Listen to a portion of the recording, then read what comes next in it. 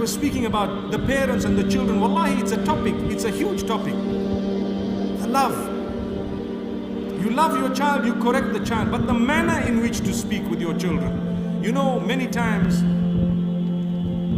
a typical scenario, mom and dad, or sometimes mom, sometimes both of them do not participate in the lives of their children for many years. They don't discuss topics, they are closed.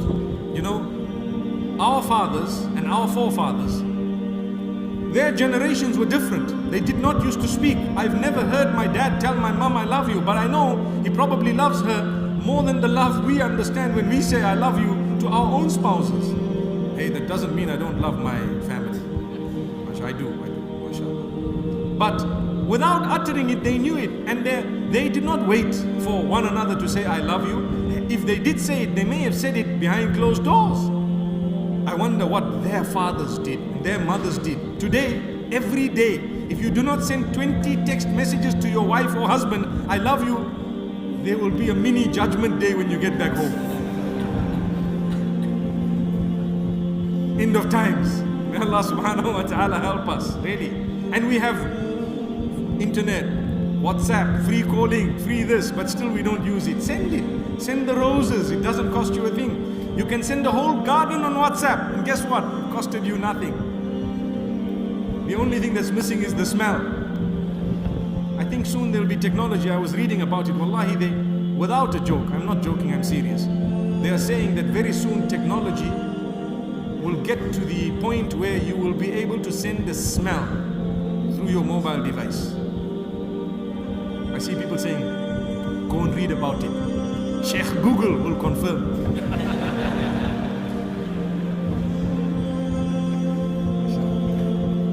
My brothers and sisters, so it's very important for us to know that while technology has advanced and communication has been made so easy with people who are very far away from you, we sometimes forget those who are the nearest. Those who are the nearest. Like I said, our parents, we didn't hear them say that, but in our case, you have to, and you have to spend more time, and the sacrifice levels are less. You have to admit, you have to agree. A long time ago, they would sacrifice. I recall a case where people suffered marital turbulence, and they separated for a long time. And many years later, they got together, house on fire, problem solved, everything gone, mashallah. But they sacrificed for about, I think, between 5 and 10 years. We were very young, but I recall this. And mashallah, the problem resolved. Today, 5 to 10 minutes we get irritated, honestly. We cannot handle. Sleeping in the couch, separately, I'm gone. You won't see me out of the gate, out of the door, we're out. May Allah forgive us, really. Love is tested at the time of sacrifice. When the person you claim to love is now going through the most difficult times of their lives, do you still stand by them? Do you still look at their tears and wipe them off and say, I love you? That is far more genuine. When they've been embarrassed, when they've been struggling with something, when they've lost their money, lost their job, do you still stand by them? And do you still say, I love you?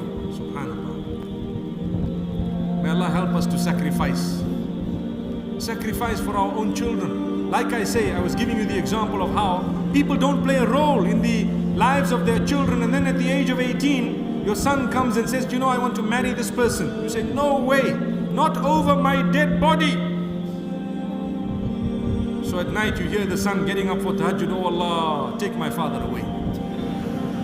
Because he needs to go. Such a simple matter. If you were really interested and played a role from the very beginning, you would have guided your child as to what to do and what not to do. And your child would have come to you not when it's too late.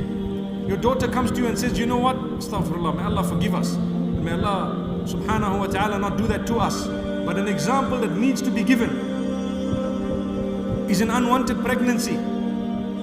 Will your child come up to you to confess or to say, I need your help, Dad? I need your help, Mom? If that's the case, there is love between you. You need to get up and help them. If you don't, they will get help from somewhere else. You may lose them even as a Muslim. They made a mistake, very bad. Is it happening? It's happening. In our communities? Yes, in our communities. How are they dealing with it? Well, go and find out.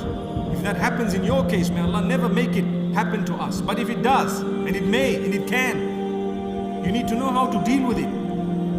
True love would make you stand up, rise to the occasion, embrace your child. Say, child, I'm very, very let down by what you've done, but let's see how we can deal with this. Let's see how best we can deal with this. Go for help, seek some counseling, take your child here and there, ask for religious rulings, see what's the case, what has happened. And you don't need to scream and yell, because that doesn't help. We need to be disciplined people. A few years ago, the advice would have been different.